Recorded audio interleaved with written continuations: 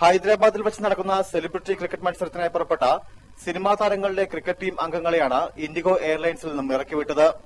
വിമാനം പുറപ്പെടുന്നതിന് മുൻപ് യാത്രക്കാർക്ക് ചില നിർദ്ദേശങ്ങൾ നൽകാറുണ്ട്. ഇങ്ങനെ നിർദ്ദേശം നൽകുന്ന സമയത്ത് കേരള സ്ട്രൈക്കേഴ്സ് ടീമിലെ താരങ്ങൾ കൈയടിച്ച് ബഹളമുണ്ടാക്കിയതും ഇത് തടഞ്ഞ എയർ ഹോസ്റ്റേഴ്സിനോട് കയർത്ത് സംസാരിച്ചതുമാണ് ഇറക്കിവിടലിലേക്ക് നയിച്ച സാഹചര്യം. തന്നോട് മോശമായി പെരുമാറിയെന്ന് എയർ ഹോസ്റ്റേഴ്സ് ക്യാപ്റ്റനോട് പരാതിപ്പെടുകയായിരുന്നു. ഇക്കാര്യത്തിൽ മാപ്പ് പറഞ്ഞാൽ മാത്രമേ യാത്ര തുടരാനാവുകയുള്ളൂ എന്ന് ക്യാപ്റ്റൻ ടീം അംഗങ്ങളെ അറിയിച്ചു. എന്നാൽ തങ്ങളുടെ ഭാഗത്തുനിന്നും മോശമായ ഒരു പെരുമാറ്റവും ഉണ്ടായിട്ടില്ല എന്ന നിലപാടിലായിരുന്നു ടീം മാനേജ്മെന്റ്. സിസിഎല്ലിന്റെ മുഖ്യ സ്പോൺസർ ഇൻഡിഗോ എയർലൈൻസ് ആണെന്നും എയർ ഹോസ്റ്റസ് നിർദ്ദേശം നൽകിയതിനു ശേഷം മാത്രമാണ് കൈയടിച്ചതെന്നും ടീം മാനേജർ ഇടവേള ബാബു പറഞ്ഞു.